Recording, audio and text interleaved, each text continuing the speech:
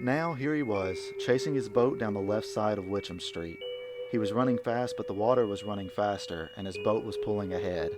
He heard a deepening roar and saw that 50 yards farther down the hill, the water in the gutter was cascading into a storm drain that was still open. It was a long, dark semicircle cut into the curbing, and as Georgie watched, a stripped branch, its bark as dark and glistening as sealskin, shot into the storm drain's maw. It hung up there for a moment and then slipped down inside. That was where his boat was headed. "Oh shit and Shanola!" he yelled, dismayed. He put on speed, and for a moment he thought he would catch the boat.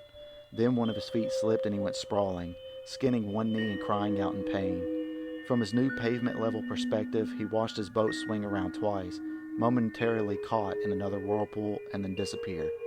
"Shit and Shanola!" he yelled again, and slammed his fist down on the pavement. That hurt too, and he began to cry a little. What a stupid way to lose the boat. He got up and walked over to the storm drain. He dropped to his knees and peered in. The water made a dank, hollow sound as it fell into the darkness. It was a spooky sound. It reminded him of, "Huh?" The sound was jerked out of him as if on a string, and he recoiled. There were yellow eyes in there, the sort of eyes he had always imagined but never actually seen down in the basement. "It's an animal," he thought incoherently. "That's all it is, some animal, maybe a house cat that got stuck down in there." Still, he was ready to run. Would run in a second or two when his mental switchboard had dealt with the shock those two shiny yellow eyes had given him. He felt the rough surface of the macadam under his fingers and the thin sheet of cold water flowing around them. He saw himself getting up and backing away, and that was when a voice, a perfectly reasonable and rather pleasant voice, spoke to him from inside the storm drain. "Hi, Georgie," it said. George blinked and looked again. He could barely credit what he saw. It was like something from a made-up story or a movie where you know the animals will talk and dance. If he had been 10 years older, he would not have believed what he was seeing, but he was not 16. He was 6. There is a clown in the storm drain. The light in there was far from good, but it was good enough so that George Denborough was sure of what he was seeing. It was a clown, like in the circus or on TV. In fact, he looked like a cross between Bozo and Clarabelle, who talked by honking his, or was it her, George was never really sure of the gender, horn on Howdy Doody Saturday mornings. Buffalo Bob was just about the only one who could understand Clarabelle, and that always cracked George up. The face of the clown in the storm drain was white. There were funny tufts of red hair on either side of his bald head, and there was a big clown smile painted over his mouth. If George had been inhabiting a later year, he would have surely thought of Ronald McDonald before Bozo or Clarabelle. The clown held a bunch of balloons, all colors like gorgeous ripe fruit in one hand. In the other, he held George's newspaper boat. "Want your boat, Georgie?" The clown smiled. George smiled back. He couldn't help it. It was the kind of smile you just had to answer. "I sure do," he said. The clown laughed. "I sure do. That's good. That's very good. And how about a balloon?" "Well, sure." He reached forward and then drew his hand reluctantly back. "I'm not supposed to take stuff from strangers. My dad said so." "Very wise of your dad," the clown in the storm drain said, smiling. How, George wondered, could I have thought his eyes were yellow? They were a bright, dancing blue, the color of his mom's eyes and Bill's. "Very wise indeed. Therefore I will introduce myself. I, Georgie, am Mr. Bob Gray, also known as Pennywise the Dancing Clown. Pennywise, meet George Denborough. George, meet Pennywise, and now we know each other. I'm not a stranger to you, and you're not a stranger to me. Correct?" George giggled. "I guess so." He reached forward again and drew his hand back again. "How did you get down there?" "Storm just blew me away," Pennywise the Dancing Clown said. "It blew the whole circus away. Can you smell the circus, Georgie?" George leaned forward. Suddenly he could smell peanuts, hot roasted peanuts, and vinegar, the white kind you put on your french fries through a hole in the cap. He could smell cotton candy and frying doughboys and the faint but thunderous odor of wild animal shit. He could smell the cheery aroma of midway sawdust, and yet under it all was the smell of flood and decomposing leaves and dark, storm-drained shadows. That smell was wet and rotten, the cellar smell. but the other smells were stronger. "You bet I can smell it," he said. "Want your boat, Georgie?" Pennywise asked. "I only repeat myself because you really do seem that eager." He held it up, smiling. He was wearing a baggy silk suit with great big orange buttons. A bright tie, electric blue, flopped down his front, and on his hands were big white gloves, like the kind Mickey Mouse and Donald Duck always wore. "Yes, sure," George said, looking into the storm drain. "And a balloon? I've got red and green and yellow and blue.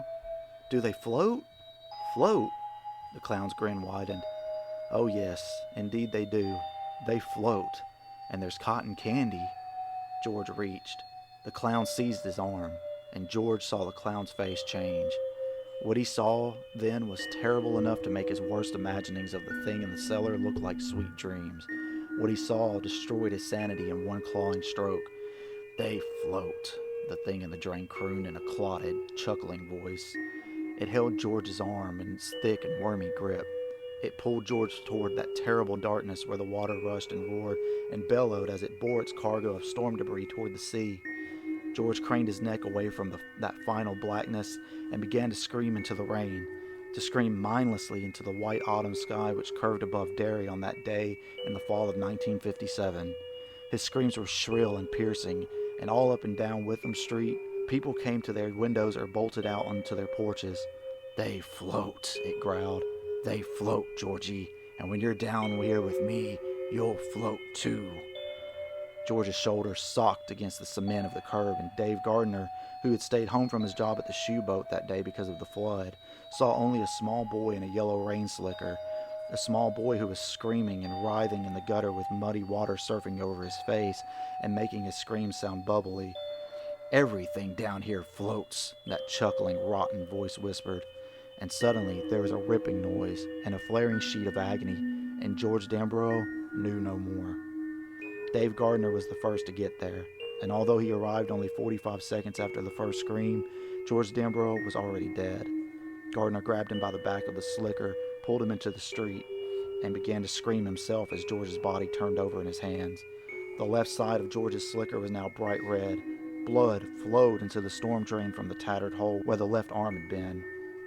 A knob of bone, horribly bright, peeked through the torn cloth.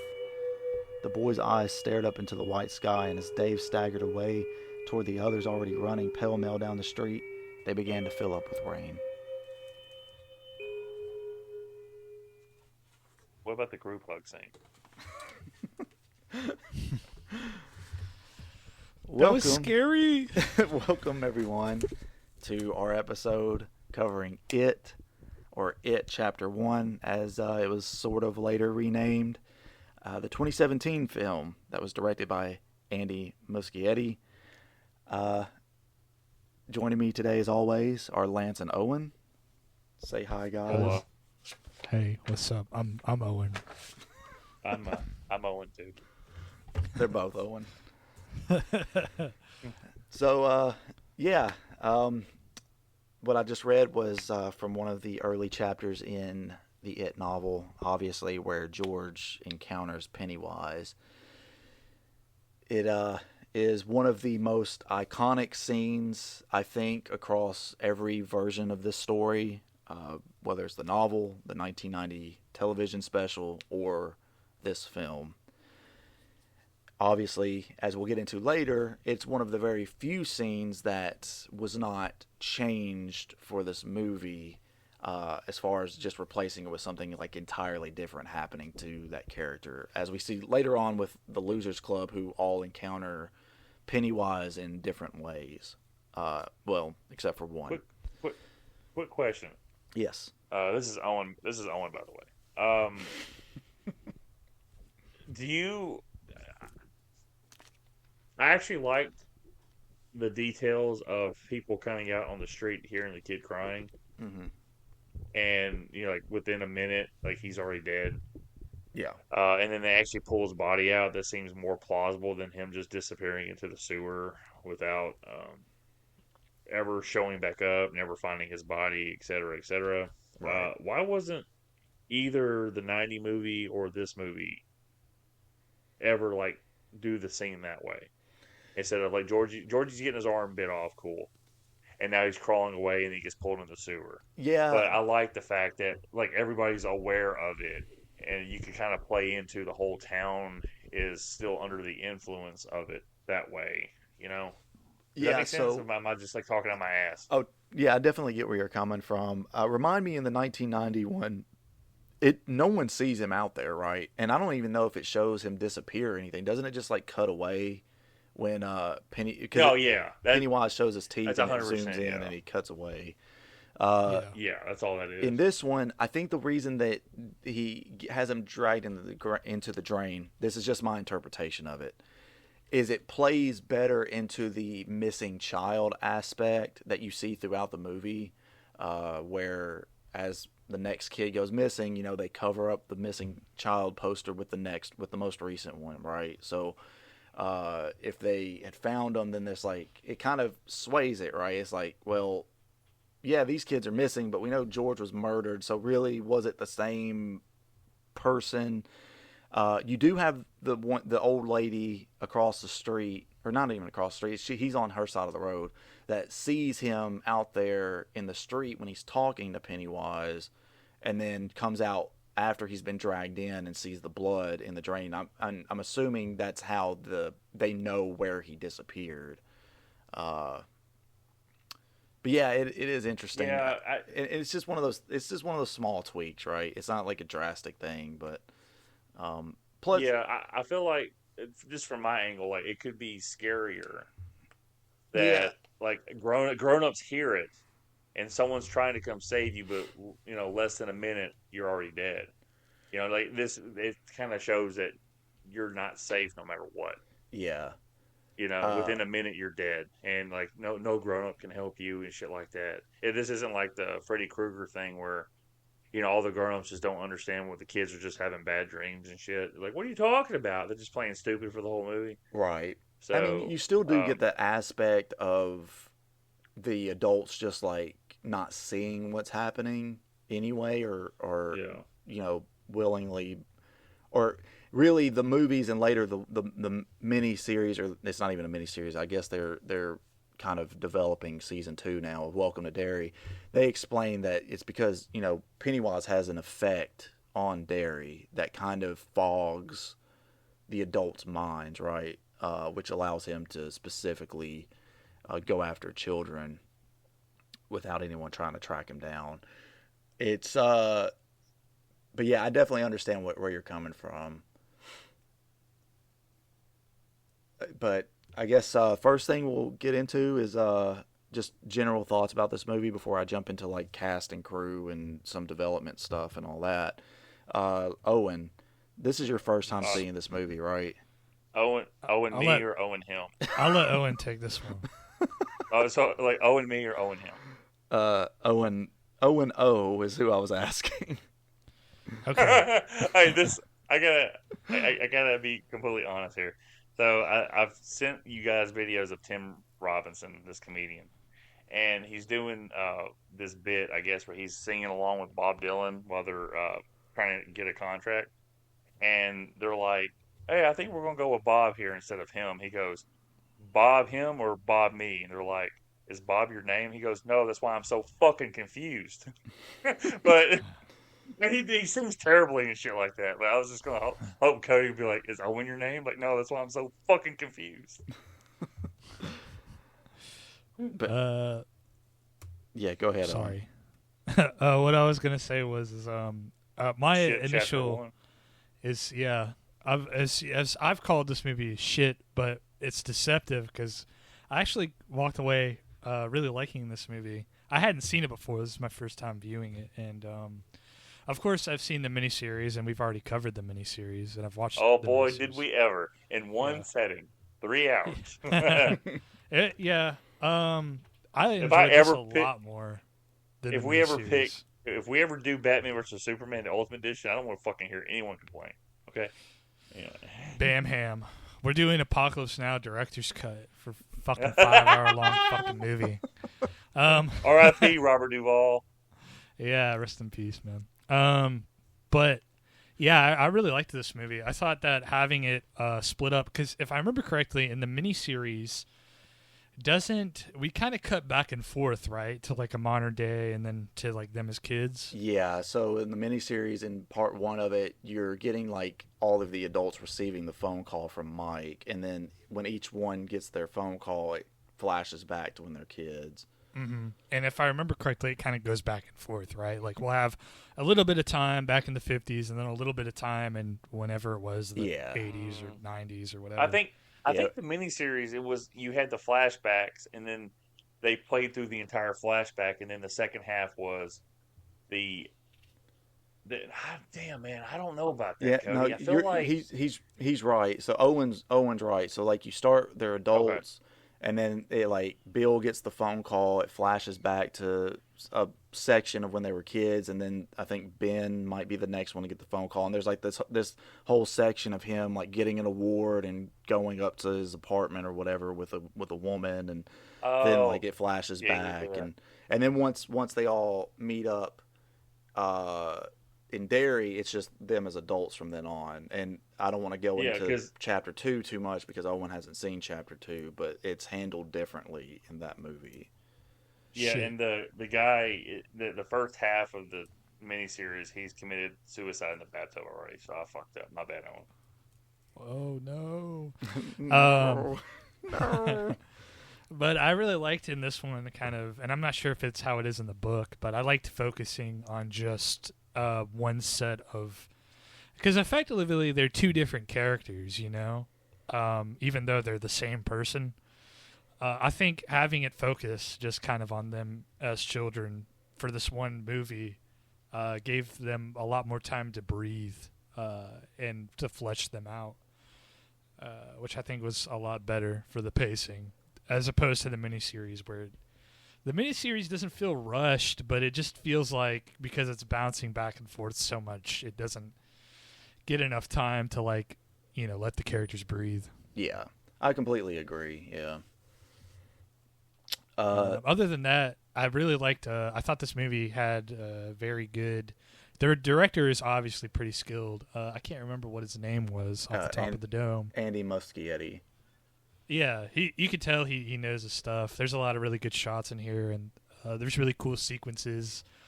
Lots of good scares as opposed to the original. I like what they did with the Pennywise in this one. They kind of made him a little bit less Tim Curry goofy. Mm-hmm. Because sorry to cut you off, but just to touch on that point, and I brought it up when we did the episode on the miniseries.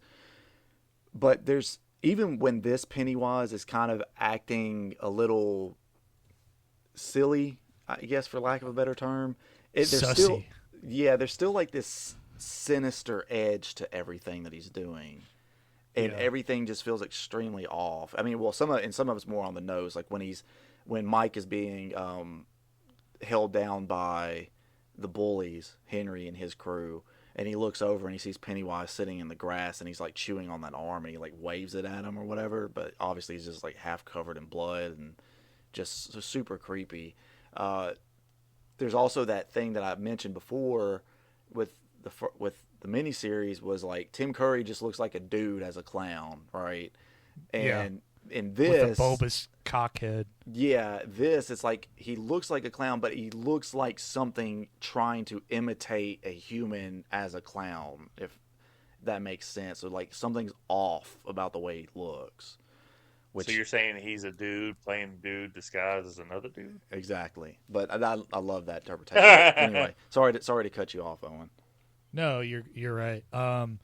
Yeah, he was. I feel like the casting was very well done for him, and even some of the what I understand is more original scares, like the painting lady, was pretty spooky. I liked that. Yeah. And I think the casting was pretty well done in this. I think there's a reason why a lot of these people got roles. Stranger Things was before this, right? No. Yeah, no, was it not? Yes, no, maybe. No, maybe it was. I think. I don't know. Zero. God, scared the shit out of me. Can you repeat the question? Hold on, let me look. Hold on, I'm going to look it up. Oh, okay. God damn it! I Googled it, and it threw a little D20 on me, and I reflexively clicked it, and it fucked up the whole screen. Hold on. We This can't hear shit. you anymore, Owen. It was 2016 when this came out. Right. And So what did Stranger Things come out? When Stranger Things came out, yeah, it came out in 2017. I want to say. Okay. Yeah, you're right. But I wonder how much like it was already in production at that point and written before Stranger Things dropped. I don't know how much of an influence that would have had because, like I said, this It movie's been in development since like 2009 at this point. Yeah. But well, I was saying interpretation of it hadn't been in development that long. Because it wasn't until it was okay. So July 16th, 2015 is when Andy Muschietti was said to have been in negotiations to direct the movie. It didn't even go into production. Let's see. So casting wasn't even announced until June of 2016.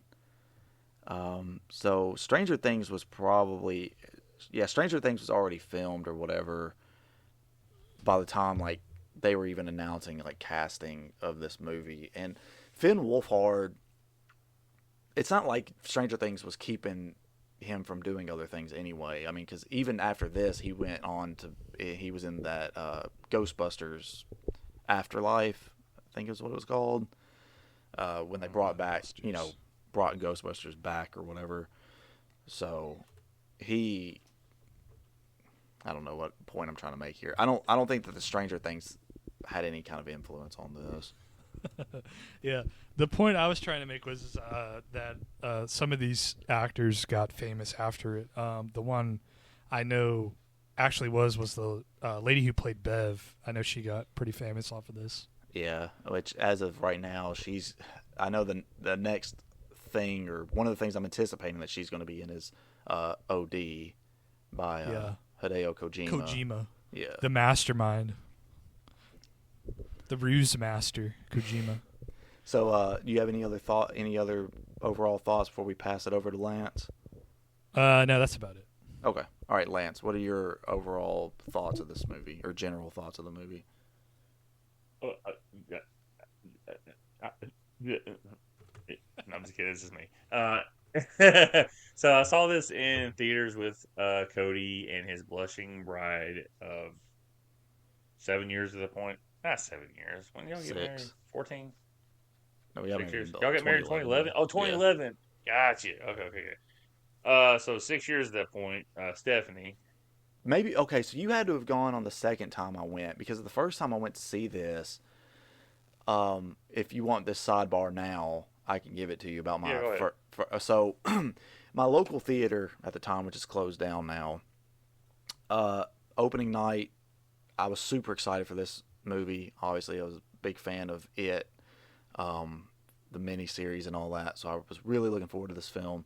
Went opening night to our local theater with a friend of mine, Stephanie, and her younger brother. We all went, and we get there, and the movie's like not coming on, like the previews aren't coming on when it's time, and like 20 minutes after, the previews finally cut on, and the screen is all like green and pink, and turns out that there's something wrong with their projector, and 30 minutes after the movie was supposed to start, they're like, hey, sorry everybody, you're gonna have to line up and get a refund, our projector's messed up. And I was so pissed. And I remember standing in line and just thinking, I really want to just like throw this fucking drink behind the counter because I was so angry, which is completely irrational, but it mostly came down to the owner at the time was just a huge cheapskate with keeping the equipment up.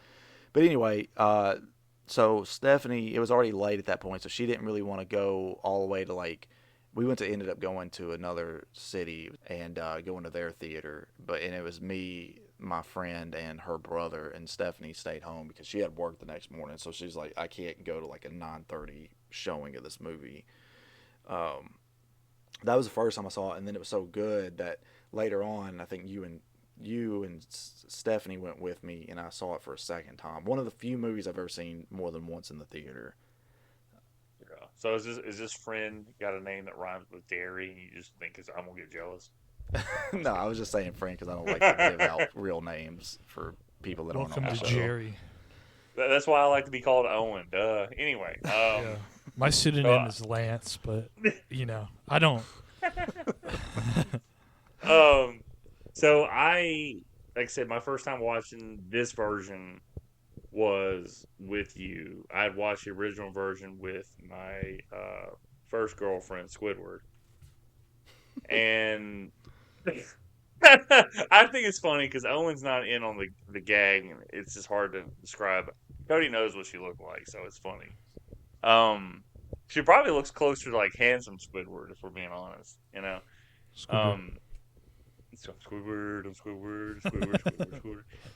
Anyway, there's the brain rot coming in, setting in pretty well in the frontal lobe. But yeah, I'd watched it with Cody. Like I said, I had seen the original version of this movie, the miniseries on VHS with her. So when we watched this, the scares were really good. The story, to me, followed the beat. I'm like, okay, interesting. Because I remember her telling me about the fucking turtle. Which I did research on, by the way. I did research on that, by the way, so if y'all want later on, I can actually give you details as to what Maturin, which is his name. Should we say that for the next episode or no? Well, in the book, he has more of a role in the book with the kids versus them as adults. So yeah, we'll rock with that then. Didn't want to do it out of order. Gotcha. But so she had mentioned something about the turtle before, so I kind of knew about that, and I remember watching it with you, and then we rewatched it at your older house, the house before the one you're in now. Yeah. The summer house in Palm Beach, Florida. Make it sound like Cody's really rich.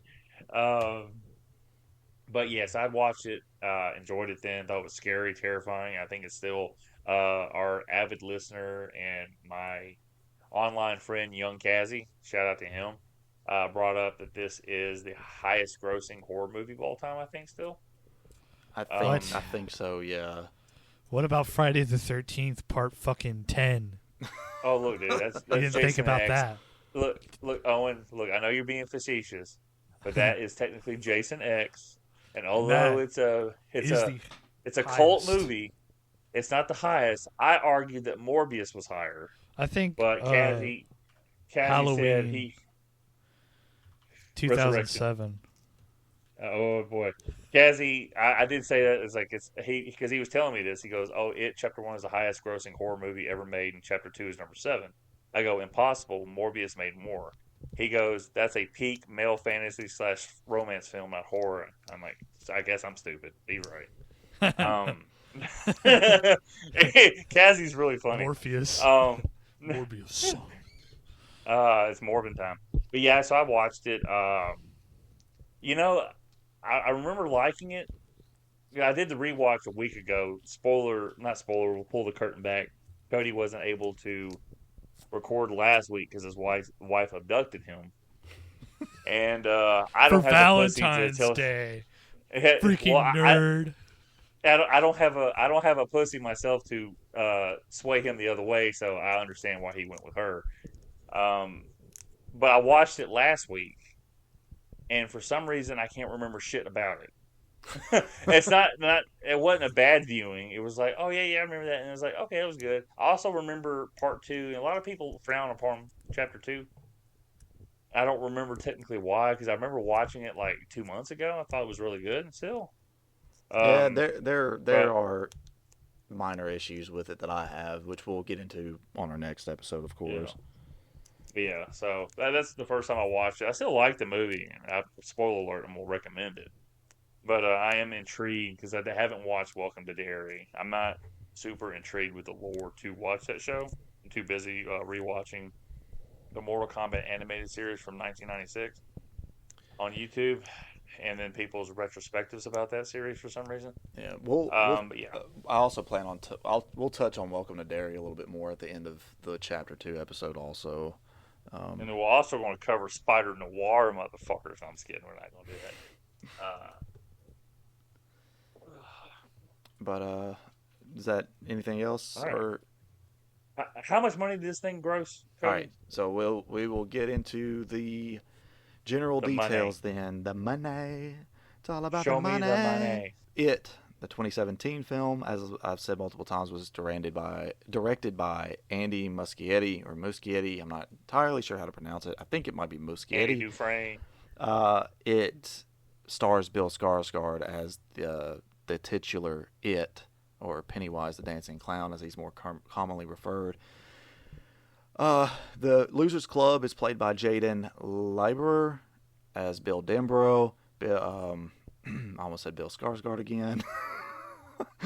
Hey guys, it's just a child version of It, just walking around with him. Jeremy Ray Taylor plays Ben Hanscom. Sophia Lillis plays Beverly Marsh. Finn Wolfhard plays Richie Tozier. Chosen Jacobs plays Mike Hanlon. And Jack Dylan Grazer plays Eddie Kasparak. And I actually had forgotten about Eddie. And Wyatt Olaf plays Stanley Uris. The budget of this movie was somewhere between $35 and $40 million.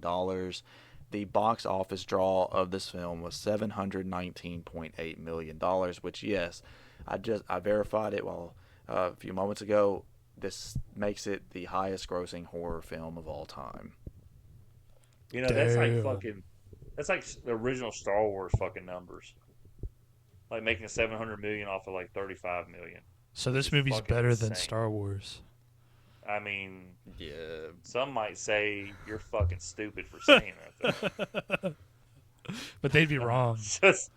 But they'd be wrong. I should have said, they'd be wrong, Owen. You nailed it, baby boy.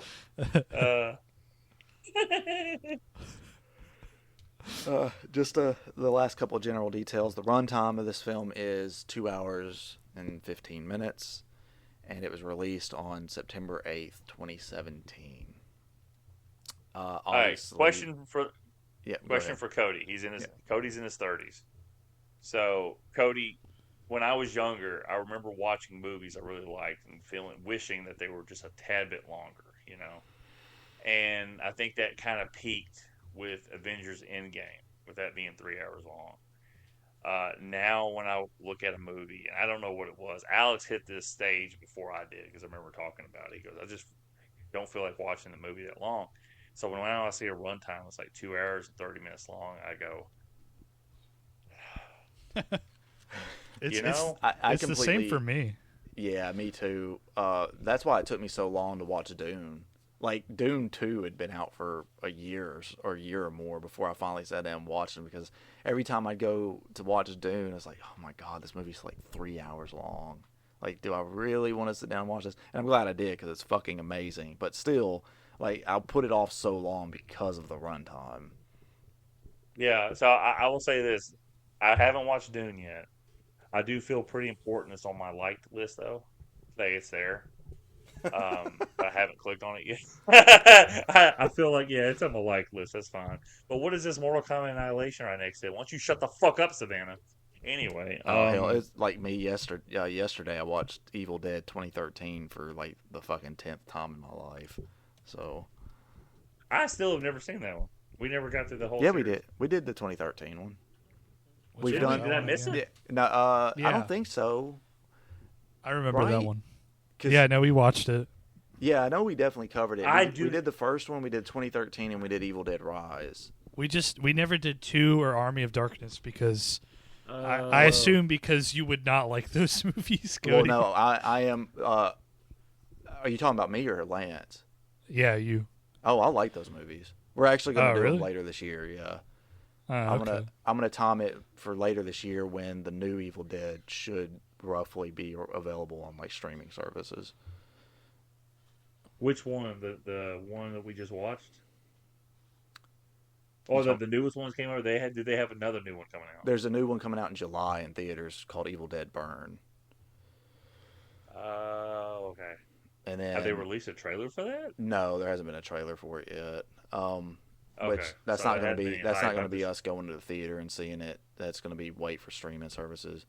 And then actually, everyone, today is February 21st, 2026. This morning, they announced that the next Evil Dead movie has entered production, Evil Dead Wrath. So, is this all the same director or different directors? No, so that's what I love about like this. I love the entire franchise, right? Sorry, everyone, about the sidebar, but I love the entire Evil Dead franchise. But one of the things I really love, starting with the 2013 semi-reboot, and now that I think about it, Lance, I think that may have been the one you missed, because I know there was one of them that it was just me and Owen, and I think you were I think that's the one. I think that's when Boo got my dad's cat who passed away much later, not much later, but later on after that. That's when he had that tooth impacted in his jaw and he had to have surgery. Yeah. We had to take him to the vet. It was like overnight shit, so that's what I missed on. Yeah, because I think I remember you being on the Evil Dead Rise episode. And I remember watching that movie and being disgusted by it. But R.I.P. Boo Boo, by the way. I love you, buddy. Yeah. Anyway. But yeah, so the Evil Dead, starting with Evil Dead 2013, every one of them has had a different director, and typically every time they're lesser known directors. So like 2013 was Fede Alvarez, who at the time didn't really have any major motion pictures under his belt. He got the attention of Sam Raimi from this like YouTube short film that he made called Panic Attack, where it was like this city that was being attacked by giant robots and stuff. And they were it's the whole thing. They were going to make that movie into like a full movie, and then it ended up falling through or whatever. And then Fede Alvarez was just like, well, I have this idea for an Evil Dead movie, and that's where they went from there. It was years before Evil Dead Rise came out, like almost a decade, if not at least a decade, roughly. Lee Cronin, who directed that movie, before that, his only like major film was The Hole in the Ground, which is okay. It's not amazing or anything, but it's okay. And now this year, one of the movies we are going to be covering is his next film. It's Lee Cronin's The Mummy, and the film Evil Dead Burn is being directed by, I want to say he's a Spanish director, and he's known for God, I can never remember which one it is. Is it Infest or something like that? It's a movie about like a giant spider inside of like an apartment or something. I can't remember. I've never seen it. And there's like two of these big spider movies that came out around the same time that I can never remember the name of the other one and which one's which. Quick question: didn't Fede Alvarez? Wasn't he the producer on the Texas Chainsaw Massacre Netflix movie? Yes, he was. He also directed and wrote Don't Breathe. He wrote the sequel, Don't Breathe 2, and he directed Alien Romulus. Oh, cool. Right. Yeah. It's cool. His franchise, his filmography is taken off. Yeah. So, yeah. Yeah. What were you gonna say? Yeah, I was gonna say the Evil Dead. I remember Rise being really scary until we got to the Rat King combination monster at the end. Yeah. Well, the combination monster at the end where they all just did the spider thing. Yeah, and it was like Rat King. I forgot about that. I was telling everybody. I told people at work. I'm like, when they do something in the dark in the movies to create like atmosphere to be scary, or they know the thing's gonna look real fucking stupid when they show on camera, they don't have a better idea for it. So that thing was like real scary when it was in the dark, and I remember when it finally showed it to us, I was like, yeah, it's kind of fucking stupid looking. It's kind of like when I see The Nun, and after like the first 4 times I see The Nun, I'm thinking, boy, she really looks like fucking Marilyn Manson. And this is me. That's just me. But I can't get it out of my head. It's like, the beautiful people. Everybody's like, oh, wow, that's scary. And they're spitting the blood of Christ on her. I'm like, the beautiful people. The first two, I still love the first 2 acts of Evil Dead Rise. Like, they're awesome. And then that final act is just like, ugh, I really wish this was different. But it is what it is. Yeah. I still enjoy that movie. So back to... Did you ever watch the Evil Dead series? Yeah, I watched it. I've only watched it through it once. But yeah, I've seen it. Like So back to it. Some of the production stuff, there were a couple of different directors lined up for this film before Andy Muschietti. Dufresne. Yeah, Andy Dufresne. Andy Muschietti took over. The directors were David Kajganich.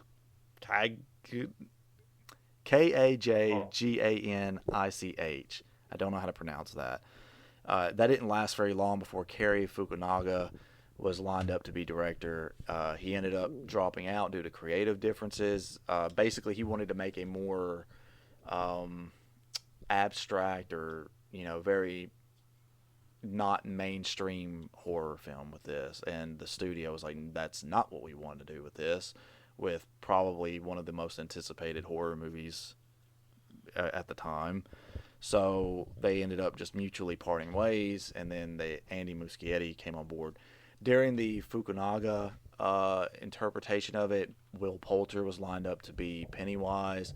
The only reason he dropped out is because by it getting pushed, having to find a new director and rewrite the script and all that sort of stuff, he had a scheduling conflict. But it's one of those things, it's like a blessing in disguise, because Bill Skarsgård was chosen to be Pennywise, and he is incredible at it. A lot of the things that he does in this are practical. The thing with his eye, where he makes it like just one of his eyes kind of just like drift off to the side and stuff, that's all done. He does that himself. The thing with his lip is done. That's not a prosthetic. He just does it on his own. What does he do with his lip? I don't know if I ever caught that. So like when he drops his bottom lip. Yeah, like when he smiles, like his bottom lip is like sticking down, like it's like kind of really protruding downward or whatever. Okay. Yeah. Also, real quick, I got to drop this down because Kazzy put this down. He goes, Ben Wolfhard is in It, an '80s throwback with kids on bikes. Fresh off of Stranger Things, an '80s throwback with kids on bikes. So there you go, young Kazzy. Connection. Very true. So yeah, and I watched the behind the scenes stuff for this movie. They talk about how Bill Skarsgård, for most of the film, does his own, like, there's not really a lot of like bringing in a stunt double for anything. He does the majority of it himself.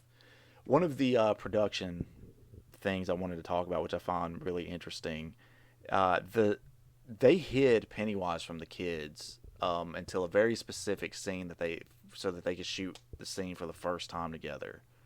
So like they did a table read, and then the kids all were filming like scenes that were just like, them or without Pennywise in them for about a month and a half. And the first scene they filmed together was the scene where Eddie, after he's fallen through the floor and broken his arm, and Pennywise comes out of the refrigerator, and they all show up to fight him off. And they did that specifically so that they could get the purest reaction out of the kids. In the interviews, Skarsgård talks about how, like, after he would go into the makeup trailer and then come out, there would be people that were like, they wouldn't even want to look him dead in the eye while they talked to him, just because it was so unsettling the way he looked. Which is funny to know, because we'll talk about a production photo, a behind the scenes photo on chapter 2 that I find hilarious. But yeah, so they did that to get the purest reaction. Is there anything else from the behind the scenes type stuff I want to talk about? The filming process seemed pretty straightforward. I mean, there's nothing really like crazy. All the sets were done. Like, the sets were done practically. There's like next to no green screening or anything like that in this, which I think is great. It adds to the atmosphere a lot better, because there's nothing more distracting than seeing like a fucking like CG wall in the background of something. Yeah. How about the John Carpenter tribute at the end of this movie too? What are you talking about? That's at the end of part 2. Never mind. I was thinking too. I was like, what? Yeah, That's the end of part 2. My bad. There is a tribute though in one of the sets to Tim Curry. I don't know if either of you caught it. when they go to the house on Neibolt Street to confront Pennywise, they go. The old house that looks like the Bates house almost. No, what? I'm not talking about are you talking about the old beat up house that looks almost kind of like the Bates house to me? Yeah, the house that it lives in, right? So when they go there, and I think it's Richie that gets trapped in the room with the clowns, all the fake clowns everywhere. There's a clown. Yeah, man. Yeah, there's a clown mannequin thing that's dressed up exactly like Tim Curry's Pennywise. Same costume and wig and all that. That's cute. That's cute. That's cool, man. Before we get deep into some story details, I'm not going to run beat for beat by anything because we're already almost an hour in. But I do want to touch on a couple of. There's a scene that is an alternate scene, and there's a scene that's an extended scene because I also watched all the deleted scenes and everything. The alternate scene is from the beginning when Georgie meets Pennywise in the storm drain, and the scene it's meant to just be a gag where Pennywise holds up the boat and he's like, "Don't you want your boat?" And he reaches in and it does the whole dramatic thing, Pennywise is drooling and as Georgie reaches in, and then Georgie actually grabs the boat and he's like, "Okay, thanks, bye," and he runs off, and it shows Pennywise just with a sad face. He's like, "Oh shit." It's super funny. Is that real or is that just an edit? No, they filmed it. Oh, it's real. It's an actual thing they filmed. Yeah, that's funny. There's an extended scene which, watching the final cut of the film, I wish they would have included this extended part of the scene in here because it just makes it make more sense. So Henry Bowers kills his dad, right?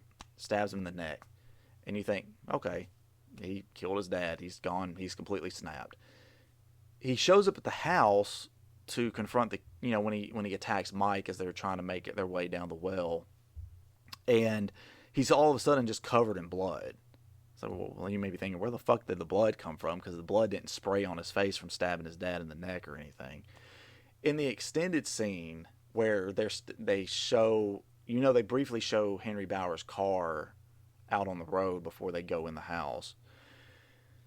In the extended scene, they actually show Henry inside the car, and he's talking to his two friends or whatever, Belch and the blonde kid. I can't remember what his name is.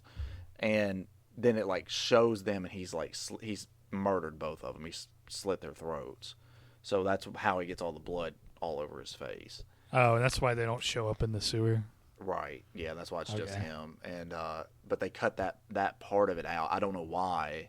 Maybe they just thought it felt threw the pacing off or something, but it is just jarring seeing that he just suddenly has blood on his face, unless you just aren't paying attention to it. But I guess it makes him a little less sympathetic with that in there, and I don't find him. Well, he's not a sympathetic character at all, man. He's a piece of shit with. Yeah, but I mean, the part of what they're implying is that his dad is a huge dickhead, and it's what made him, a dickhead. One of the deleted scenes. There is a deleted scene too where it shows him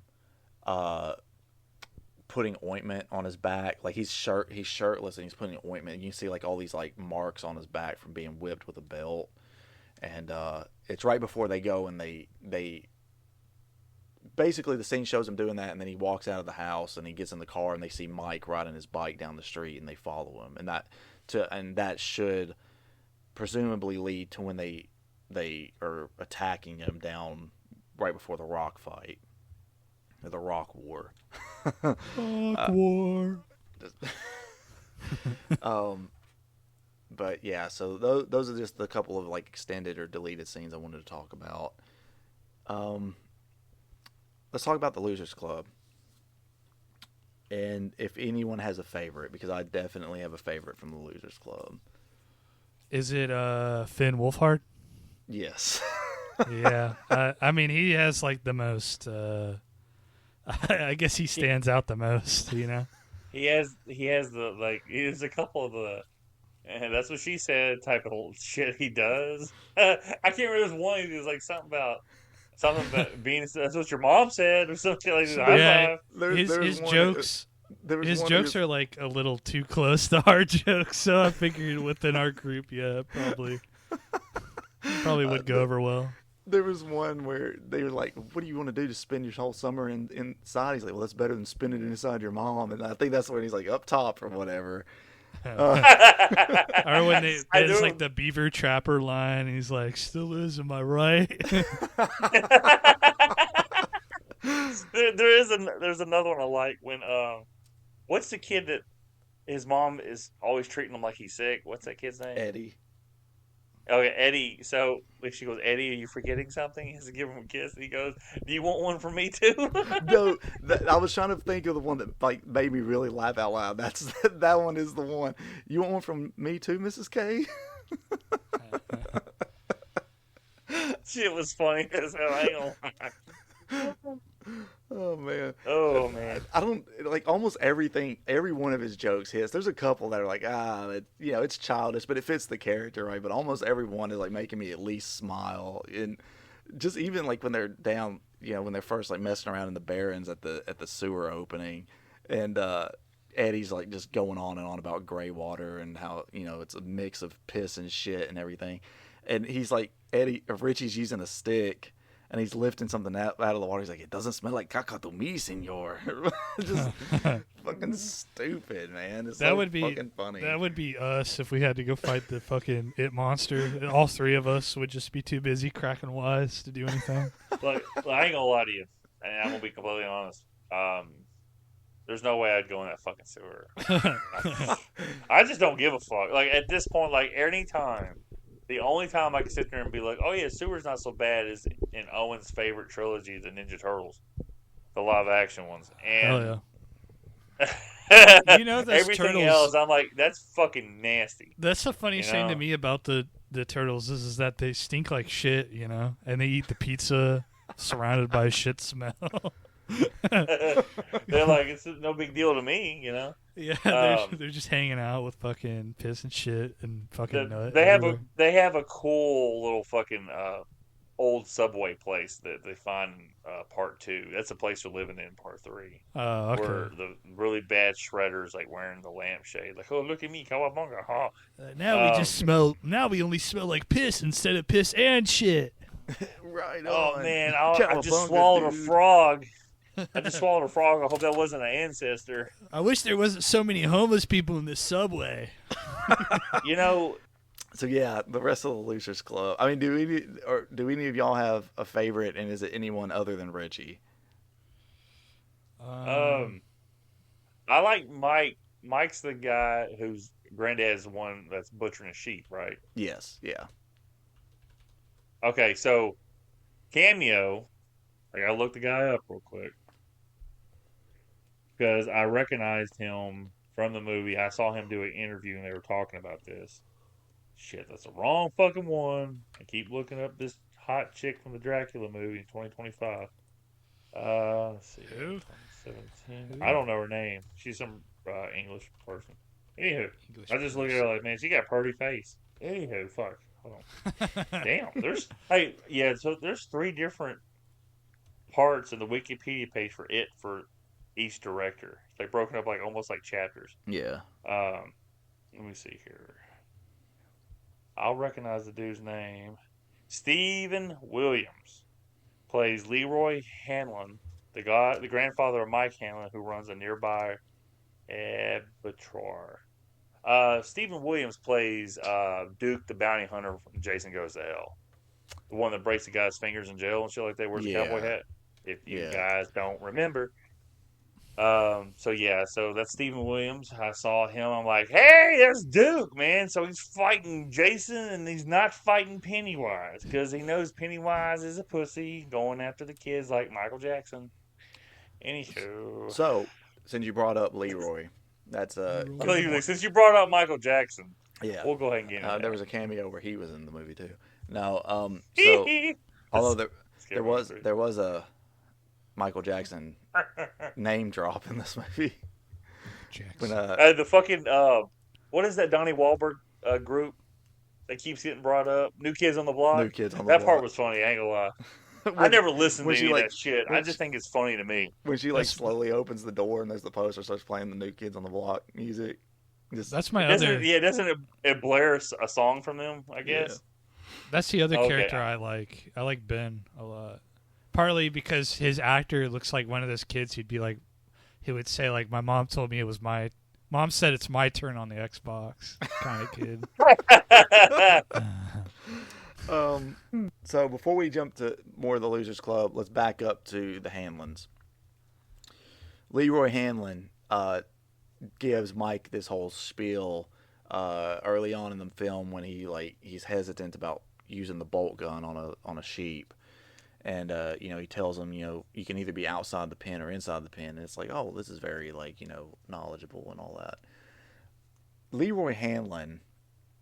And I'm going to touch on Welcome to Derry, so spoilers for Welcome to Derry for anyone who hasn't seen it for the next, minute or so. Welcome to Paris. Leroy Hanlon directly does encounter Pennywise in Welcome to Derry. Major Hanlon, as he's known in that show. And he stays in town because him and his wife talk about leaving the town after everything's said and done. And they stay behind because they're like, well, we want to be here, and in case he comes back, we can fight or whatever.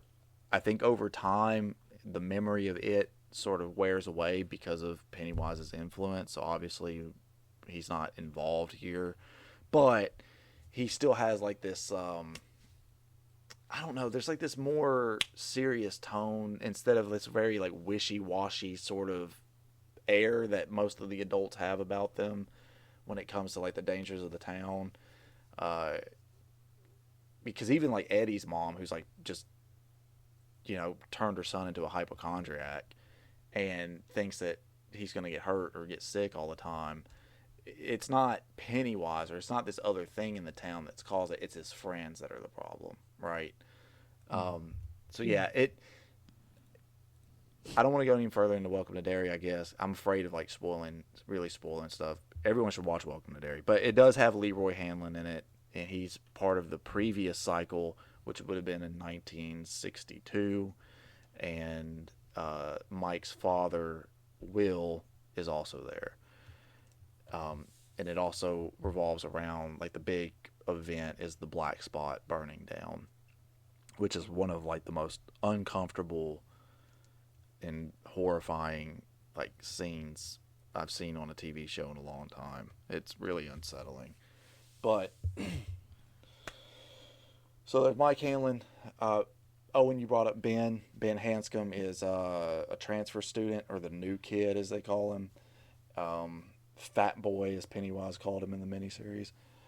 And yes, man, fat boy.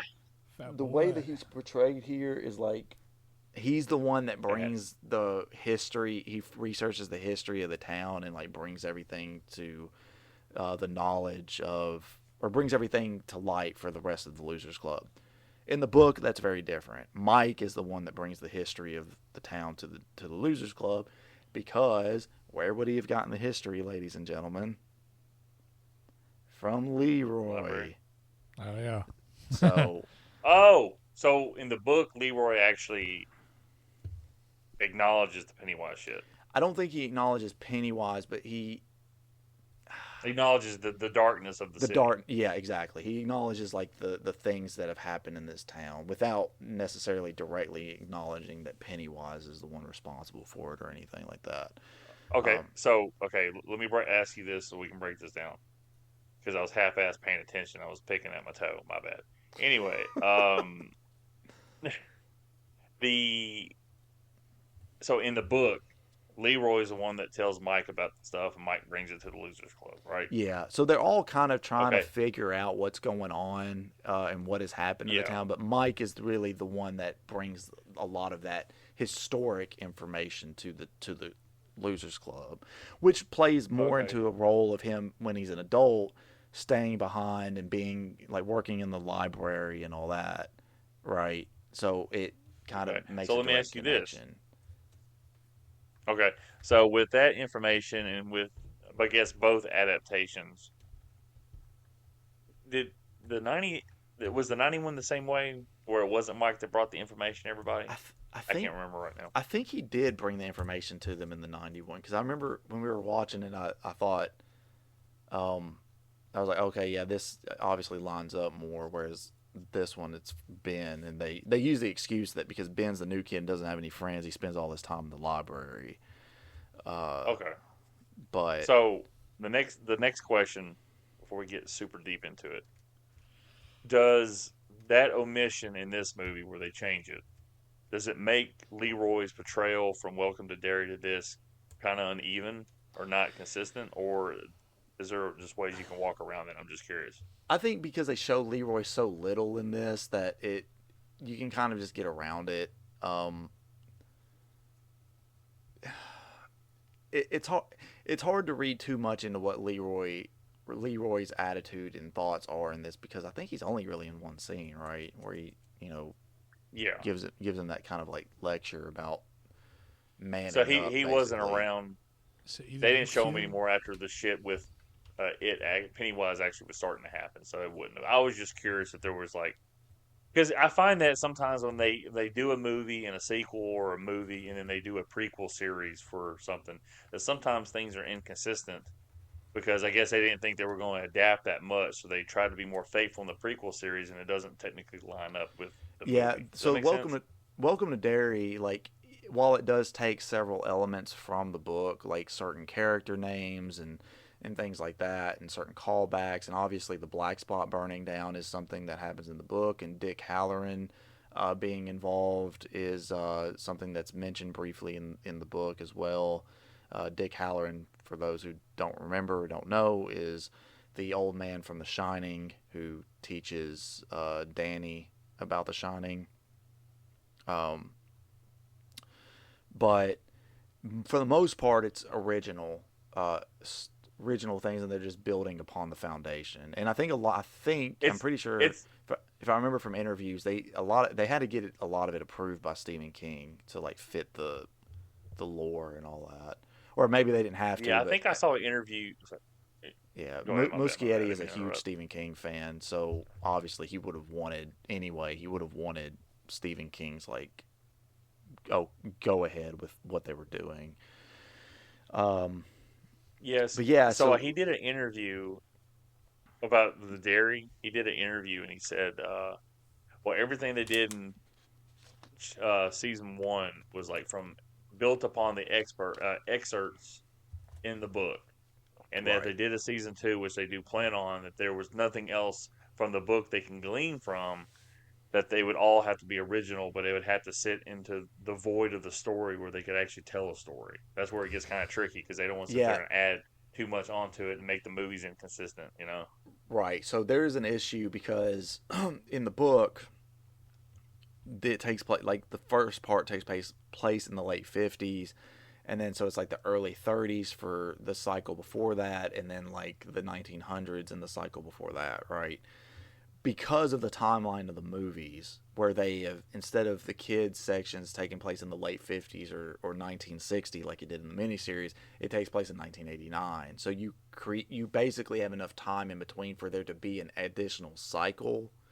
In the book, and they mention it in this movie, there's the Bradley gang gets massacred in the middle of the street, right?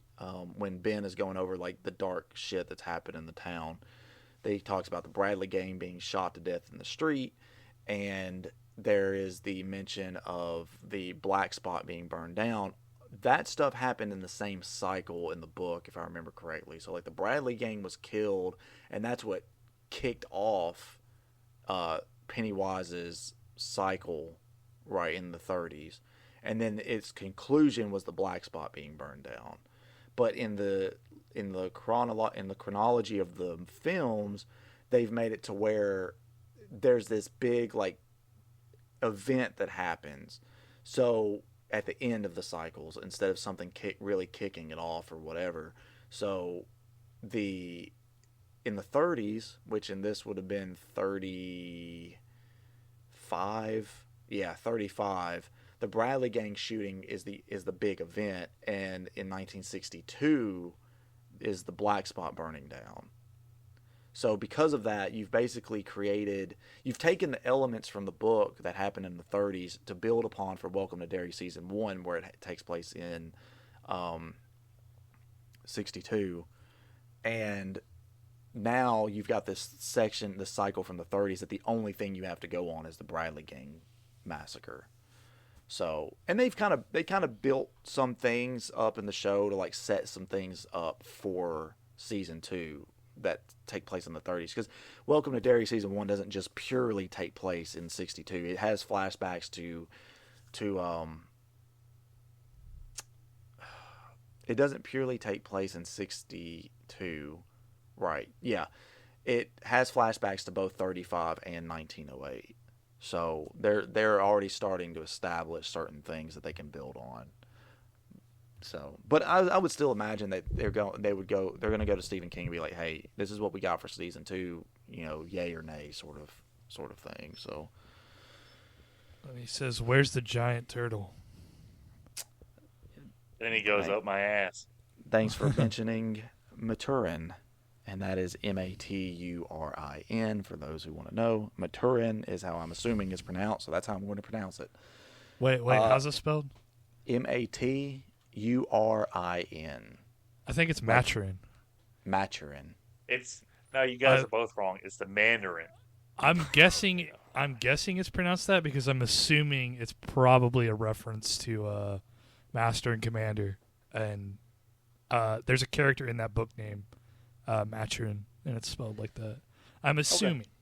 Okay. We'll go with that. Maturin. Mattress firm. Maturin. Lance, I think it was before we started recording, you asked me about that, and I told you I did some more research on it. Maturin there are 2 segments of the book that specifically involve him. One happens when they are kids. Ben is basically calling for help, like just begging for help, in trying to find a way to defeat it. And Maturin, is that what you said? Maturin? Maturin. I don't know. Say it however the hell you want. I'm going to say how I want. I'm going to say Maturin, because that's just how I've already got it in my head. Yeah. Cody, it's the Mandarin from Iron Man 3. Get it right. Right. Maturin answers the call, and he initially tells Bill, that he doesn't get involved with these sort of things. Actually, you know what? Give me a second. Let me make absolutely sure that it was Bill and not Ben. Bill Nye, the science guy. The science guy. Bill, the science guy. Bill. Science rules. Bill. Okay, yeah, it was Bill. Okay. He tells Bill initially that he doesn't get involved in things, and then like upon reflecting on it or whatever, he comes to terms with like, well, basically, it is a giant asshole, and I want to help you kids get rid of him. So he gives him the instructions for how to perform the ritual of Chud, which there's no way it's the ritual of Chud. It is. That's funny. It's spelled CHUD with like a little umlaut above the U. Chud. The Chuds are rising. Chewed. It may be pronounced like chewed or something like that, but I just say Chud. Chud is funny. But he gives them instructions on how to perform the ritual of Chud to get rid of him, right, or defeat him. And obviously it doesn't work because Pennywise ends up getting away. And I think Maturin tells him basically like, you need to like take this opportunity to get rid of him because you may not have another chance. In the future, when they're adults and they come back, I think it's during the final confrontation with Pennywise where he's kind of like terrorizing all the different members of the Losers Club. He tells Bill that Maturin died just, quote, some time ago because he consumed too many universes and passed away from it. And when he's being terrorized or whatever, like one of the visions or whatever you want to call it that Pennywise does is the corpse of Maturin.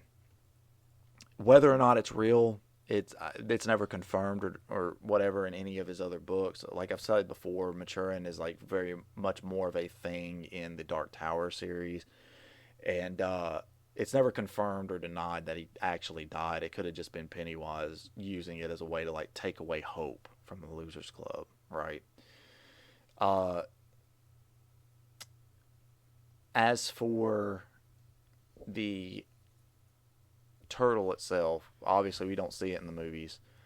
I will say that there is a scene. I don't know. I think when I was reading, I think it was shot, but it was never like special effects or nothing were really added to it, so it never got completed for chapter 2, where they were going to do the scene where Pennywise tells him that Maturin's dead and all that, and then shows him the corpse. In the lore, the further lore of the turtle, basically the turtle is like the reason why the universe exists. Basically, this turtle just does nothing but sleep in a shell for very long periods of time, unless he has to come out to do something. In which case, one time there was a moment in time where he needed to vomit because I guess he felt sick, and he basically vomited out the universe. So that's sounds like me. So it sounds like a mixture of Zeno. Sounds like a mixture of Zeno and Beerus with Dragon Ball.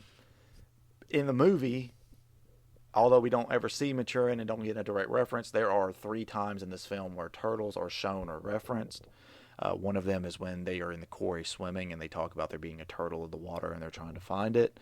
Another is when Bill is distracted by the light in Georgie's room and he picks up the turtle that's made out of what are basically Legos. I don't know if they're actually Legos, but it's basically Legos. And there is a sticker, a turtle sticker. I think it's on like Beverly's notebook or something, or backpack or something. But those are like your little nods to the turtle in this movie. Yeah, didn't we go over something in the last episode about like the turtle is like psychically guiding the kids or some shit? Yeah, that's for the. I think that's like the implication or something that people make. It's not. Oh, it's a fan theory. Yeah, I think so, because like I said, and really all you have to go on is the book, because they just in this and in the miniseries they never outright reference him. What? He said he'd be right back. Oh, okay, all right. I'm gonna keep going. They never like directly reference it, so I think it's just kind of fan theory. Like I said, in the book, he does have direct involvement by giving instructions on how to perform the ritual. This is what you need. Take a drink of water. You need 1 bottle of Crown, 3 candles, 3 pack of gummy bears. But just the red ones. If you mix a blue in, he will actually become stronger. Gummy bear, pack of crackers. Breadcrumbs. Are you just listing things you like to eat now? No, there's this one of my coworkers keeps mentioning this like TikTok of some old ass like country trucker like listing the shit he eats, and he's like, pack of gummy bears, Ritz cracker, pickle pouch. So let's talk about another member of the Losers Club. I know we're kind of briefly touching on all of them, whatever. Bill is sort of the leader of the group, right? So where all the other kids at one point or another, except for Beverly, I guess she's never really the one that chickens out of any situation. Bill is very much like the one pushing the group along, because he's so dead set on finding Georgie, because in his mind he just believes that Georgie is alive and does not come to terms with his death until they defeat it at the end, or repel him. I guess they don't truly defeat him. Yeah. But so yeah, and Bill has a stutter. I don't know if you notice, like each of the members of the Losers Club, you can kind of like there's like traits about them that would make them sort of outcast on their own. Yeah. Which then kind of brings them all together. Yeah. One's fat. One has a stutter. One never mind. I guess part of the outcast is whatever. Well, I mean, yeah. Let's talk about it. Mike is a black kid, and there's basically this racial profiling of him that makes him an outcast in the town because he's specifically bullied by Henry and his friends for being black. That's one of the things I was thinking about in this movie is that that's one of the things that you can kind of tell the initial story is definitely firmly planted in like the 50s. Because I feel like in the 80s, well, I mean, in the 80s, yeah, undoubtedly, it's still around today. But I feel like in the 80s, it was a little less of like something that would make you completely an outcast like it would back then. Yeah, there's like certain elements in this movie that I feel like that feel a little out of place in the 80s, but it's not that big of a deal. Yeah, well, and you also got to remember Henry's just a human shit stain too. So yeah. He's also homeschooled in this one. Was he homeschooled in the other ones? I don't think they mentioned him being homeschooled in the miniseries. They probably added that to give him a little bit more reason to be an outcast. I feel. Yeah, and maybe also to explain why they don't really know him. Yeah, because he doesn't go to school with them. So. But yeah, the rest of the kids, Beverly is kind of a loner. Obviously, it's very heavily implied that she's being like sexually abused by her dad. Yeah, and his daddy's little girl. And so causes her to be a bit of a loner and all that, which would then make her an outcast. Stanley being Jewish would likely make him an outcast, and Eddie, I guess, just being a hypochondriac that's on all kinds of medication makes kids not want to be around him. Yeah. So, and I don't know. I mean, I guess Richie's just kind of probably annoying. yeah. Maybe that's it. Maybe that's just too damn annoying. Oh, but yeah. So, man, I don't. Let's see. We touched on. Go ahead.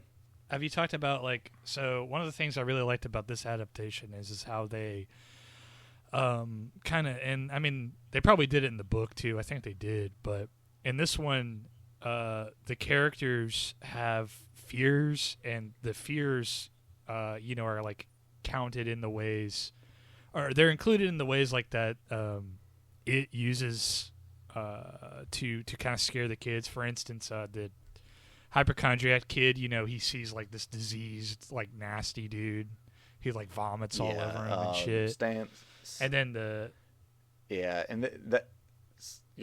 Stanley has there's the painting in his dad's office that just creeps him out. Yeah. Which before touching on the other ones, there's a quick reference to the thing that it uses to scare Stanley in the book. In the book, he takes the form of a mummy, from like the old Universal monster movies, right? Because Stanley's, I guess, a lot of the kids, especially in the 50s, they would have been afraid of those sorts of things. And in this movie, there's a brief moment where they're all attacking it toward the end, and he's like really like bouncing back and forth, like trying to scare each one individually. Where his head turns into a mummy, and the rats like shoot out and grab Stanley. So that's a little nod to the book there with that. But yeah, the scares are different for the most part. I think the only one that stays the same is, I believe the only one that's the same is the one that when Beverly first encounters it in the with the bathroom sink. All of this version of it is so. I mean, it's way better than the miniseries where there's just like blood on the sink or whatever. It's like just covering the bathroom, just all over the place. It's pretty good. The other encounters. So Bill encounters Pennywise for the first time. He uses Georgie, I guess, to tap in to try and scare Bill, leading him down into the basement, and Woo! That is a fucking scene in this movie. Yeah. The basement. I don't understand why the basement's got like knee deep water in the first fucking place, but the whole fucking like he's chasing after him, and it's like holy fuck, that still scared me like it did the first time. I don't know if Cody remembers. They did a supercut. Somebody did of the trailer for it, where they put Cat in a Hat, the Mike Myers version. I've seen that. And that scene where he's in the cellar with all the water, he's just like. he just starts running after him and shit. So it's very entertaining, and it's just it's really weird how like Pennywise. Go ahead, Owen. Have I ever mentioned to you guys or said on this podcast that movie is my guilty pleasure? Yes, you have. Cat in the Hat. Okay. Yeah, you threatened. You threatened to use it as an episode since we started this podcast. Oh yeah, I guess I have. Huh? Yeah. So here's the funny part. Do you find it weird that it looks like Pennywise has his hand up Georgie's ass when he's using him as a puppet? I didn't really. I just thought he was holding him by the back. I didn't notice because I kept thinking about the line in The Other Guys where Samuel L. Jackson is like, "Hey, you shut your face! If I want to hear you talk, I'll shove my arm up your ass and work your mouth like a puppet. You feel me? You feel me?" And I'm like, that's all that was going through my head when I saw Pennywise doing that. I'm like, Samuel L. Jackson was right. Another one of the deleted scenes actually touches on that basement being flooded and stuff. I think they probably cut this because it was a little bit redundant, but in this deleted scene, after Bill gets scared by Pennywise down there and he runs back up, his dad is in the kitchen, and Bill starts going on and on about, he saw Georgie down there and the basement's flooded and everything, and the camera stays on the door, to the basement door, while his dad goes downstairs, and you hear him like sloshing around in the water and everything, and then he comes back up and he's like it's dry as a bone, and tells Bill that he needs to go back to bed and everything. So I think they probably cut it because it's a little bit redundant, because you already get the scene with Beverly's dad going in the bathroom and not seeing the blood everywhere. So it's like, oh, yeah, we get it. The adults can't see what's happening. Hey, what would have been funnier about that scene? I know that's not the point of it. He goes in there, he goes, "What are you talking about, blood?" And he's like touching everything that's covered in blood. And all of a sudden he starts like picking his teeth in the mirror. It's like, there's nothing in here. And he just like blood all over his face and shit and just walks out. That would have been fucking gnarly if they had pulled something like that. But the scene, the blood everywhere is just fucking ridiculous. It's like, I love it. Like, you don't see it. And he's like, "What are you talking about?" I love it. I think it's awesome. I mean, you kind of get something, not necessarily picking his teeth, but in the 1990 miniseries, when he like reaches up and like grabs her face, like and he smears blood on her face or whatever, which wouldn't have the same impact here because she's already completely covered in it. So. Can we also talk about the casual of cleaning up of blood?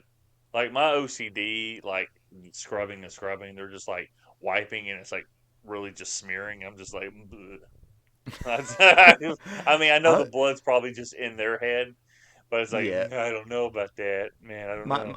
My thinking is like, because she's worried that her dad is going to come home, obviously, and see all these boys in the house.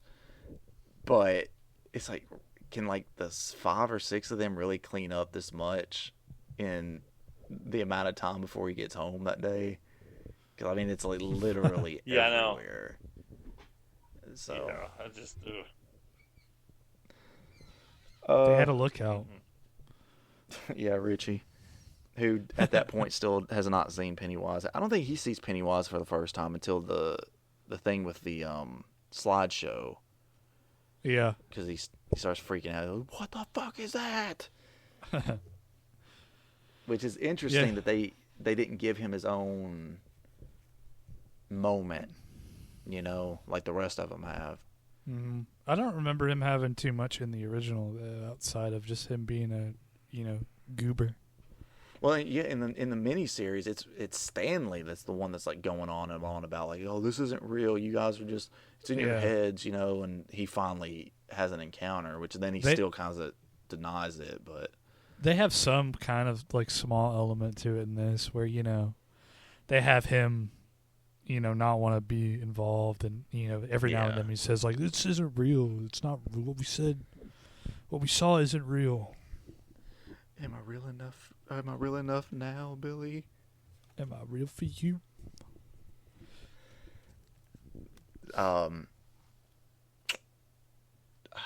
So let's see the each individual like introduction to Pennywise. We did Ben. We touched on Ben, Beverly, Bill, Eddie is the leper, which you mentioned, and then leading to the scene in the back behind the Nebolt Street house with Pennywise, which is like still, when I first watched this movie, it's like one of the eeriest shots, I think, when he lifts the balloons up and he's like talking to Eddie there. Richie doesn't have his own. Stanley was the painting woman. Mike.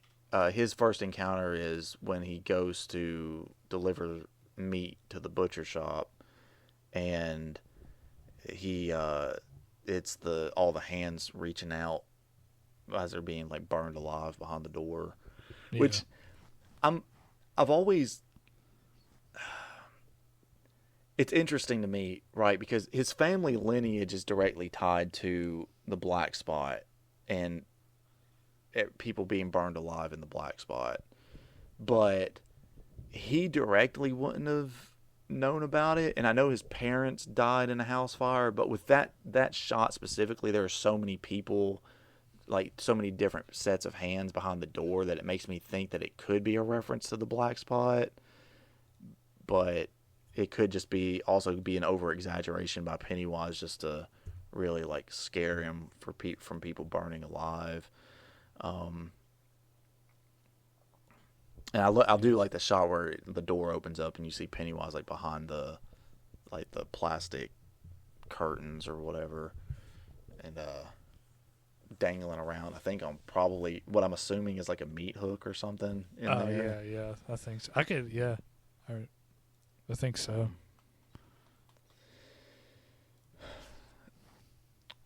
Trying to think of what else to touch on here. Do either of you have anything you want to talk about specifically with this movie?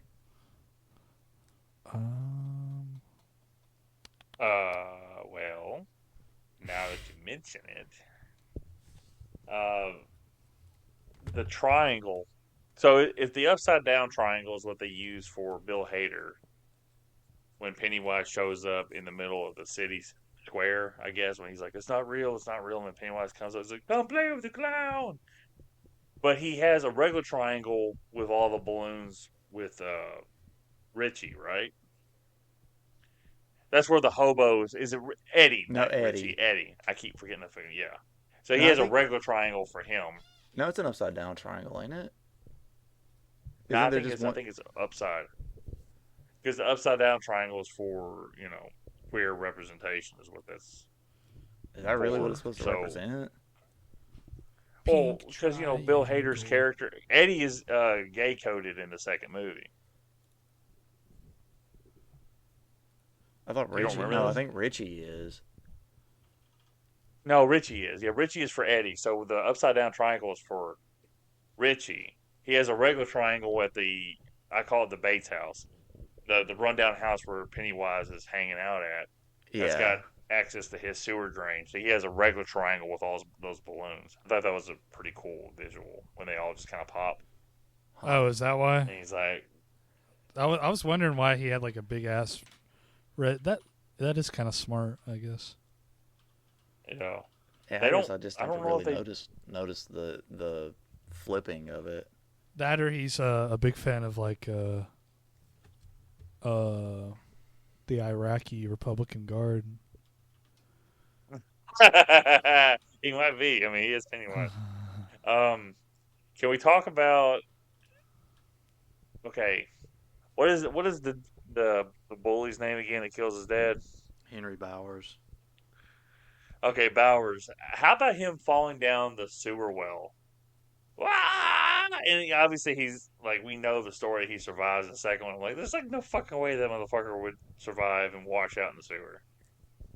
Oh, it's a little bit crazy. Him falling that freaking far down and living.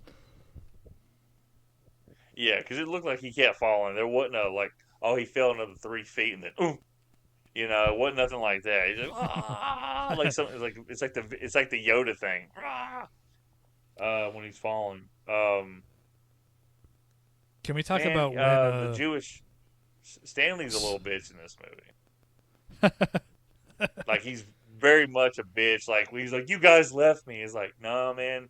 Pennywise was fucking with you and obviously locked you in that corridor. They didn't leave you. So he's like, you guys left me. I'm like, this guy's such a puss. No wonder he kills himself in the next movie. I think he was having a breakdown. I mean, yeah, I'm sure he has a breakdown, but he's just kind of a puss the whole time. And they were like, he was real fucking like douchey about George. He goes, he's dead. He's like, you take that back. Oh, that was Richie that did that. Yeah, that was. It's like, you guys are kind of like assholes about this kid brother that died like just a few months ago. So he's pushing them, dude. You know, he doesn't like. He's like, come on, guys, we gotta fight this and fight it hard. But no, I just, I'm trying to think if there's anything, because there's nothing that really stands out to me at this point. Because I remember watching it, well, that was good, but now that we're talking about it, it's like, I don't really remember shit about this movie. I do. Other than the few things you guys have brought up. Yeah, I mean, there's a severe lack of John Ritter in this movie, for sure. He died in 2003. Yeah, which we'll have some of that to talk about with the next movie, about actors passing away, too. Well, there's somebody died in the new one? From the new one? Yeah, I think. Oh, yeah! Played Eddie. It's Eddie! Mm. Yeah, man, that's fucking great. He had a fucking troubled life, man. He's my favorite character in the second movie, is him. I think he's fucking hilarious. So, especially when he's like, fucking, he's got the homeless dude. He's like, fuck you! And all of a sudden the thing throws up in his mouth. I'm like, oh, man, that's pretty good. Sorry. Spoilers. Are there, so this is just a question overall about the movie. What do you find to be the creepiest or scariest moment in this film? My vote goes to Painting Lady, the reveal with the little flute and shit.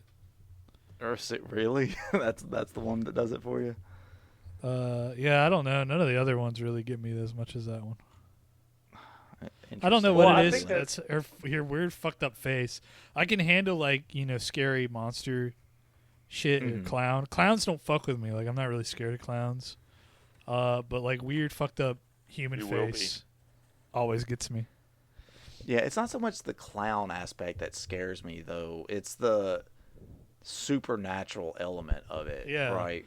I mean, he's kind of spooky when he like hyperextends his jaw like a snake and fucking bites people's in the arm. Yeah. But I don't know. Just something about that fucked up face. That the director made a pretty good call, I feel. You go to bed tonight thinking about that face. Yeah. Makes me horny. I think about of you. I think a lot of things for me, there's not one that's like, oh shit, because I've seen this movie a couple times. Yeah. I think it's a lot of the background shit. Like when Eddie, I think it's Eddie, I can't remember. Fucking the dude from Stranger Things, when he's walking in the room with all the clowns, and they're obviously all statues. Yeah, Richie, when they're all statues, but they all turn their head as he's walking past them. Mm-hmm. And there's a scene in the town square in the second movie where he's having an interaction with it. Nope, don't. But literally everyone in the, and I'm not gonna ruin it, but there's a lot of just background shit that's happening that if you're not paying much attention to. Yeah. It's like, oh shit. Yeah, it's like fucking crazy as fuck. Speaking of background stuff, like when Ben is in the library and the librarian like gives him the book and he's like flipping through it and she goes, you can see like in the background, and it's not like in focus or anything, but she's sitting there like staring at him like with this creepy ass smile on her face. No, I didn't notice that. You never noticed. Yeah, like so she hands him the book, and at first like he starts looking through it or whatever, and like she's back there at the bookshelves like just like sorting books or whatever, and then it cuts to the pages, and then it cuts back to the shot of him like sitting at the table, and you see her just like standing back there like staring and smiling real big. Let me see if I can find a picture of it and I'll send it to y'all. Did you catch that, Owen? I don't think so.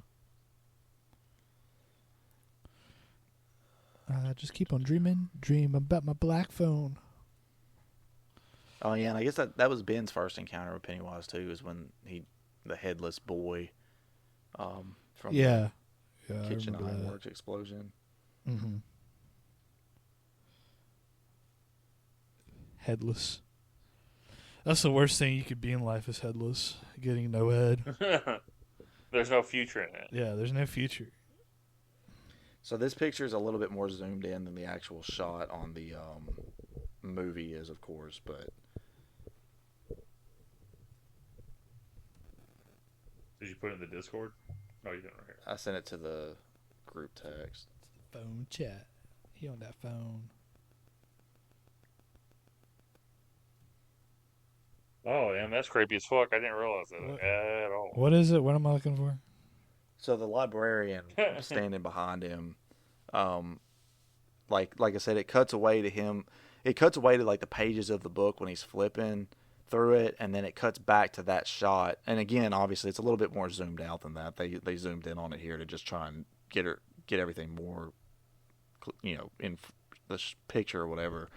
But it cuts back, and she's like standing there with this like creepy ass smile on her face while he's looking through the book.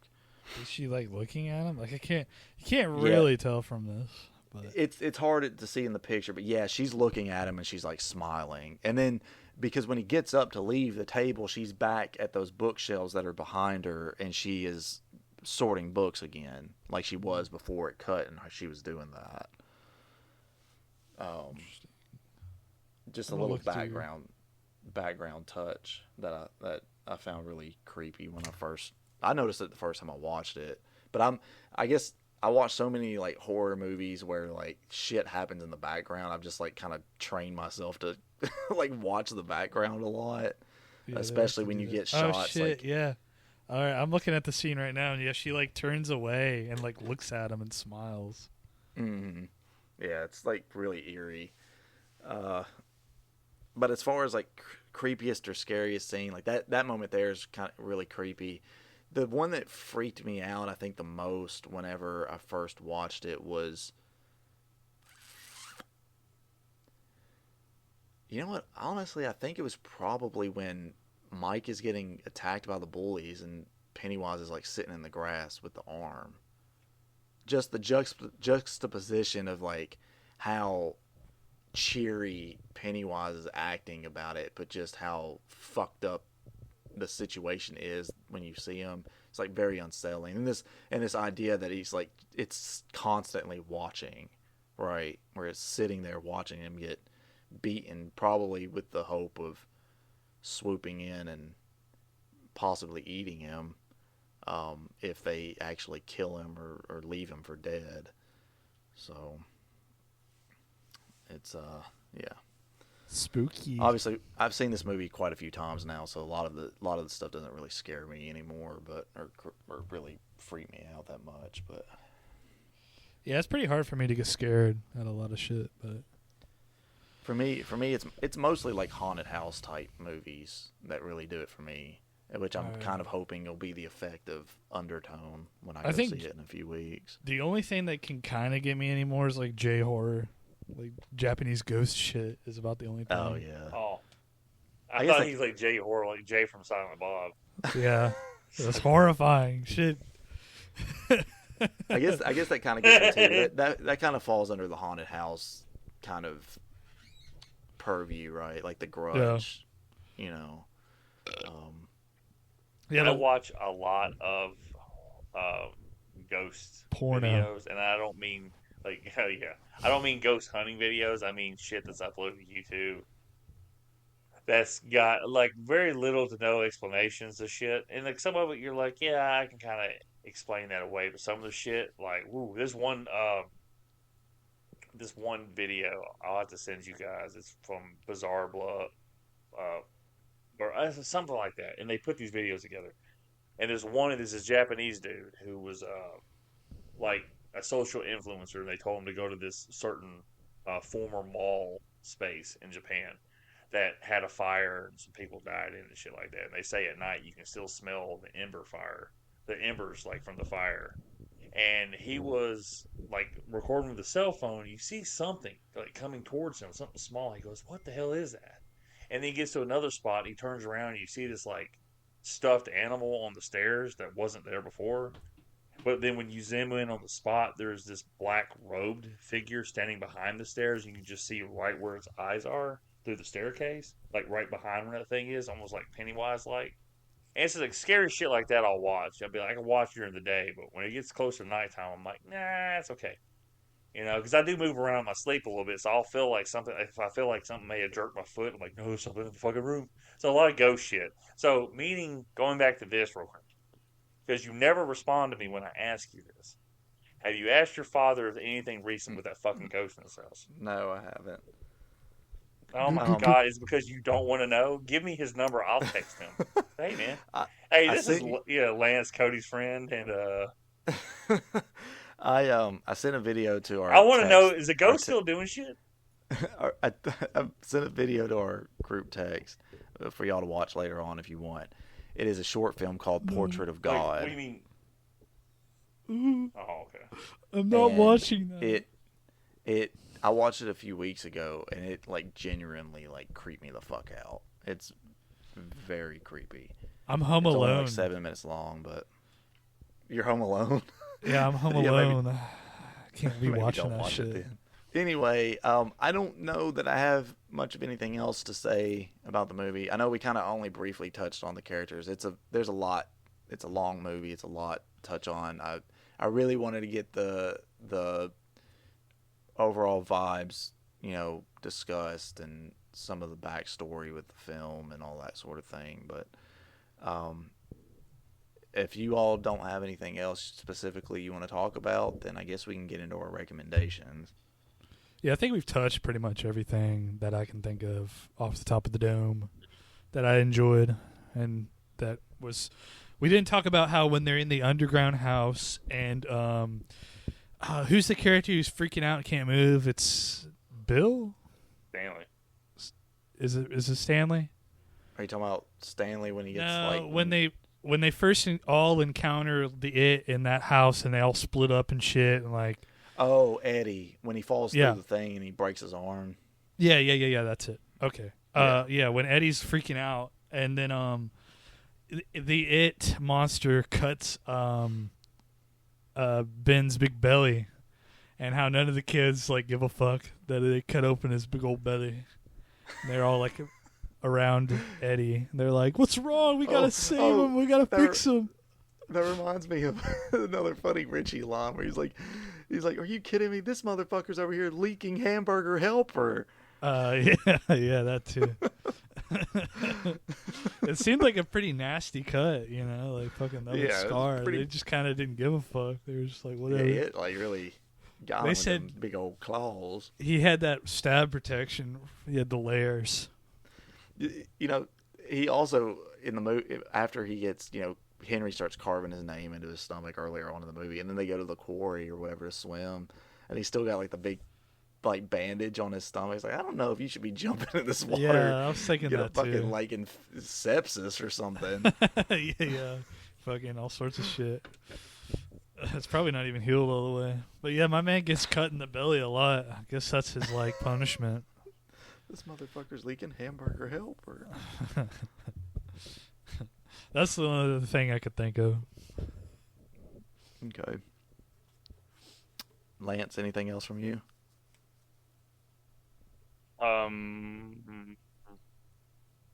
No, I think that's kind of it. Just, it's a good movie. Yeah. I don't have anything. I don't really, no problems stick out to me either. I'll be curious because I'll watch the second one because I watched it not too long ago. I was like, I think it's a good movie. Like, I'll be curious to see what, I guess, a diehard Stephen King fan or a diehard Pennywise lore fan and yourself, Cody, will come up with that would be like, okay, this is where he kind of fucked up. So I'm just curious. Yeah, how that worked. We'll definitely get into like I like the movie overall. Don't get me wrong, but I don't think it's as strong as the first one, and there are certain elements that, like I said, we'll get into it on the next episode. But yeah, if that's all, Lance, would you recommend this movie? Yeah, I definitely recommend it. It's I mean, you can kind of show it to everybody. The only thing there is cussing and there's gore. There's no nudity because it's just kids. I mean, in the book. Um, so you can kind of show it to anybody, and it'd be, I guess, kind of age appropriate. You know, you just gotta go into it. Don't let your like under 10-year-old kid watch it because he's gonna come out cussing. And your wife's gonna be mad at you. But I think it's like a movie that everybody can watch and it's easily digestible. It's not super fucking cerebral like Fun for the whole The family. Shining. The Shine. Do what? Fun for the whole family. I mean, hell yeah, you got somebody who looks like Bozo the fucking clown acting like Freddy fucking Krueger, and there's no sex involved. Yeah, show it to the kids. They'll fuck with them. We really don't see clowns anymore in general. Like, I don't ever go to the circus, and so clowns don't really fuck with me. I think it's interesting how, like, and it's really interesting because I know there's a flashback in the second one. But like Pennywise, and I do like the visual when Pennywise at the end of the movie where like his head is cracking into pieces. No. No. Are you talking about this movie? Or are you talking about this movie or the second movie? I'm pretty sure it's this movie at the end. Like when it pops up, like he goes down into the sewer, like his head okay, okay, yeah. Just because you had mentioned the second movie a little bit, and I thought that's where you were heading with that. So yeah, no, right. But I do like the visual of that, and then right before he can impale him with the fucking, I guess that pike or whatever, he just kind of drops. And it's like, damn it, you could have had him right there, but maybe you couldn't have had him. Who knows? But yeah, I definitely recommend the movie. I think it's fun. It's scary. It's got jump scares. It could even fuck with you and have a nightmare with it. I just remember the first time I watched it being like really like thrilled and blown away with it. And it still holds up. So it's a good movie. Before we get into Owen's recommendation, there's one more thing you just reminded me of I wanted to touch on, and it's the deadlights. You see the deadlights in this movie when he takes Beverly down into the sewer, and he gets a little angry that she's not afraid of him, and then splits his face open, and you see the three lights that are kind of whizzing around in his throat. That is considered to be the closest thing that human beings can. That is what human beings interpret from its true form. So, or those three floating lights. It causes you to freeze up. Yeah, it kind of. The implication is that because it's so impossible for the human mind. It's very Eldritch, where it's like so impossible for the human mind to interpret or comprehend that it basically makes your brain break. And which is why, Beverly's eyes like go like gray, and she, just catatonic pretty much. But they do bring her out of it pretty quickly in this movie. Yeah, like the effect, they don't really sell the effect of it in this one. I don't really like that. A kiss is like what freed her from that. It's very trite. And what the fuck does that mean?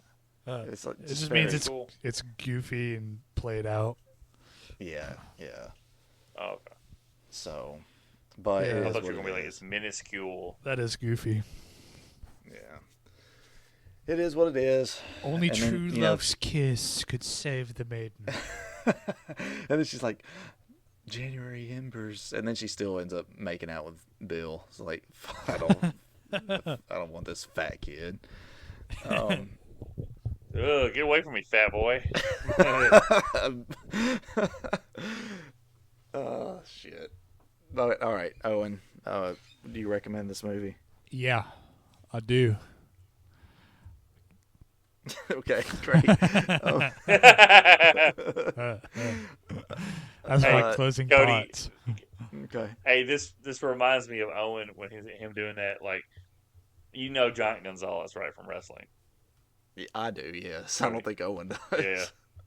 Yeah, he doesn't. But when he was in WCW as El Gigante, they were trying to get him to do a promo with Ric Flair.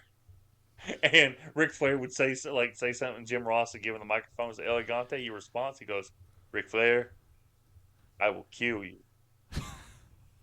And Jim Ross is like, okay. And then he goes back to him and goes, well, what about this, El Gigante? He goes, I will kill you, Ric Flair. And Owen's just like, yeah, I recommend it. I just recommend it. But yeah, so I definitely recommend this. This is one of my favorite horror movies of all time. I think it's the best of the three It adaptations, miniseries and Chapter 2. This is the best one out of all of them. So yeah, definitely recommend if you're a Stephen King fan, a horror fan, whatever, that you should watch this movie if you haven't before. So, but with that, I guess we're closing out with, we do know for sure that our next episode is going to be It Chapter 2. Beyond that, it'll be Owen's movie, but I'm sure, Owen, have you picked a movie yet?